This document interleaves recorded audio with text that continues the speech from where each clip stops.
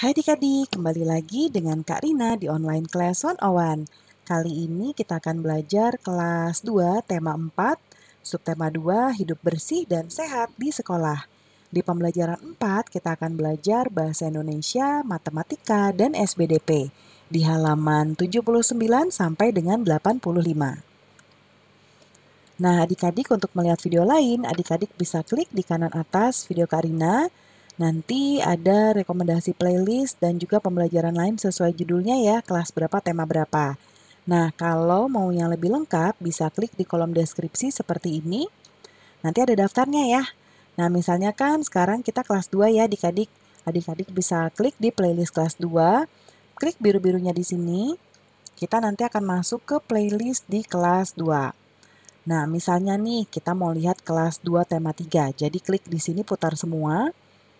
Nanti akan ada video daftar video di sebelah kanannya. Nah, ini berurutan ya adik-adik.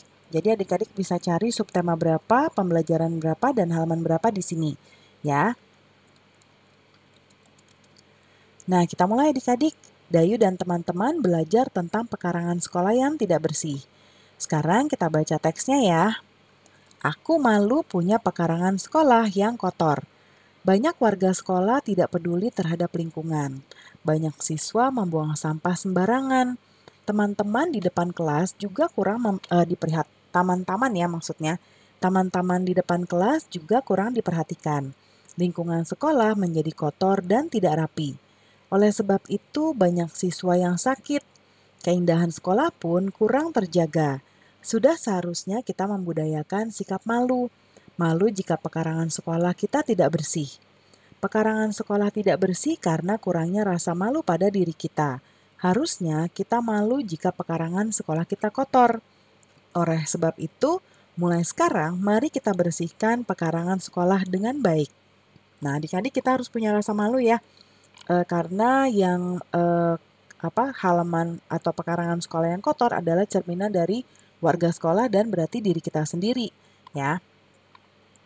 Nah, apa isi teks di atas? Bagaimana ciri pekarangan sekolah yang tidak bersih? Nah, teks di atas tadi tentang pekarangan sekolah yang kotor. Nah, ciri-cirinya yaitu berbau tidak sedap, banyak sampah berserakan, dan lantainya kotor sehingga mengganggu siswa belajar. Ya.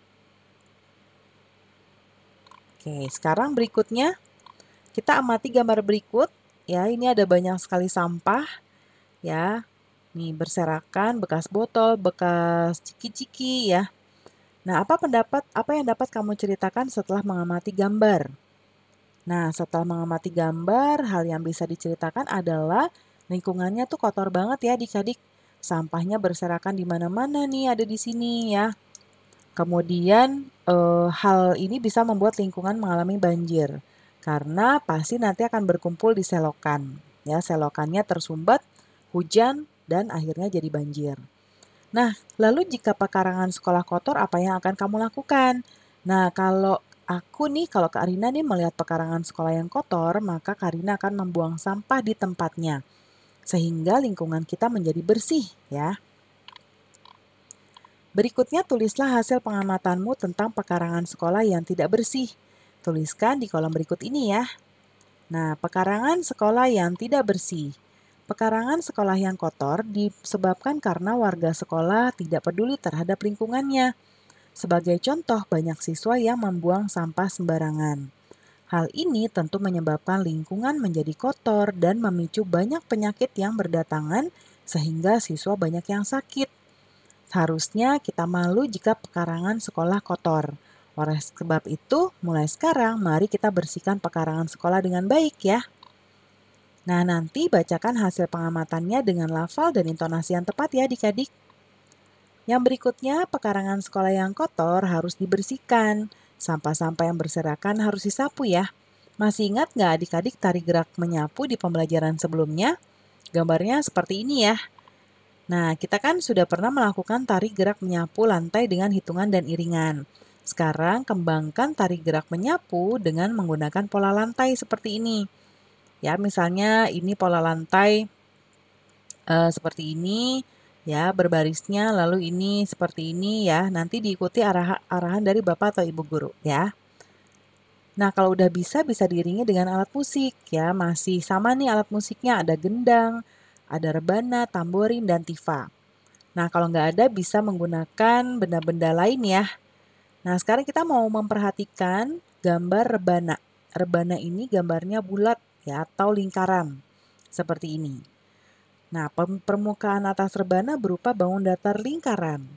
Kalau gendang, ini dinding gendangnya ada ornamennya ya, dia berbentuk segitiga. Gambarnya seperti ini segitiga. Pola dinding gendang terdapat pola segitiga. Dua atau lebih bangun datar dapat disusun susunan membentuk pola tertentu. Contohnya ini ya, maksudnya pola tuh gimana sih Karina? Jadi ada polanya. Pola tuh contohnya kayak gini. Ini lingkaran, lalu segitiga. Lingkaran lagi, segitiga. Lingkaran, segitiga, lingkaran, segitiga. Jadi polanya begitu. Berarti satu kali nanti akan berganti ke bangun datar berikutnya. Ya, ini pola satu. Terus yang berikutnya ini lingkaran-lingkaran, segitiga-segitiga, lingkaran-lingkaran, segitiga-segitiga. Jadi polanya dua-dua. Ya. Yang ketiga, segitiga, lingkaran-lingkaran, segitiga, lingkaran-lingkaran, segitiga, lingkaran-lingkaran. Ini polanya 1-2. Satu segitiga, dua lingkaran. Satu segitiga, dua lingkaran, dan seterusnya. Ya. Nah, sekarang kita tentukan bentuk bangun datar selanjutnya sesuai pola. Nah, kita lihat dari awal dulu nih. Lingkarannya 2, segitiga 2, lingkaran 2, segitiga 2. Berarti berikutnya pasti lingkarannya 2 ya. Lingkaran 2, habis itu segitiga 2. Nah, seperti ini adik-adik. Lalu yang berikutnya. Nah, ini sama-sama persegi, jadi Karina sebut warna. Kuning 1, pink 1. Kuning 1, pink 1. Berarti ini pola 1-1 ya adik-adik. Berarti dua bangun datar setelah ini adalah kuning, ya, atau yang perseginya bentuknya mendatar begini. Yang kedua merah, atau yang perseginya tuh miring kayak gini. Ya.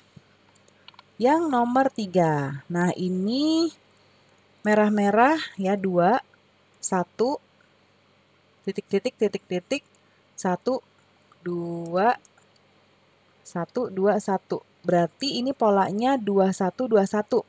Berarti ini akan kita isi dengan ya yang warna merah 2 ya. 2-1, 2-1 ya. Lalu yang ini persegi-persegi, titik-titik, persegi-persegi, lingkaran, persegi, titik-titik. Nah, ini polanya 2-1 nih adik-adik. Ya.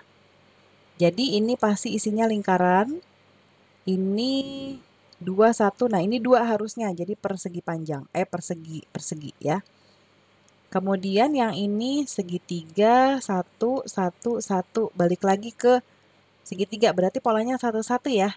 Berarti kalau habis persegi berarti ini segitiga. Habis segitiga lingkaran, baru persegi lagi. Ya. Nah, itu dia polanya adik-adik. Mudah sekali ya. Pembelajaran kita sudah selesai nih adik-adik. Terima kasih sudah menonton sampai akhir. Mohon dimaafkan apabila ada kesalahan dalam perkataan maupun dalam materi yang diberikan. Sampai jumpa di pembelajaran berikutnya. Dadah!